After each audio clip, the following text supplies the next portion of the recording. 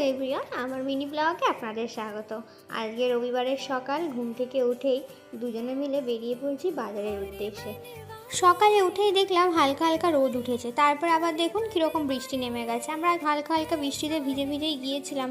রবিবার মানেই তো মাছের বাজার আর মাংসের বাজারে ভিড় বেশি, যেহেতু ছুটির দিন। তো প্রথমে মাছের বাজারটা একটু ঘুরলাম। এখানে পরপর যে মাসিগুলো বসে আছে, ওরা মাছ যারা কিনছে কিনে ওদেরকে দিচ্ছে, ওরা হচ্ছে কেটে পরিষ্কার করে দিচ্ছে। তো সেখান থেকে আমরা চলে এসেছিলাম একটা ব্রেকফাস্ট করার জন্য একটা দোকানে। ডিম টোস্ট খেয়েছিলাম আর চা খেয়েছিলাম, দিয়ে বাড়ি চলে আসি।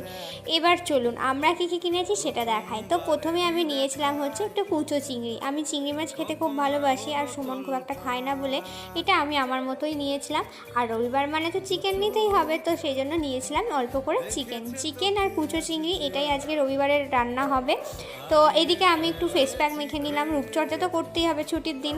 তো তারপরে আমি রান্নাও কমপ্লিট হয়ে গেছে। তো এটাই ছিল আজকে রবিবারের মেনু। এদিকে ছিল হচ্ছে চিকেন কষা, তার সাথে করেছিলাম চিংড়ি মাছের সর্ষে দিয়ে একটা ঝাল, ডাল ছিল, আর ছিল হচ্ছে স্যালাড। তো আমি ভিডিওটা এখানেই শেষ করছি। ভিডিওটা ভালো লাগলে লাইক কমেন্ট করতে কিন্তু ভুলবেন না। সবাই ভালো থাকবেন, টাটা।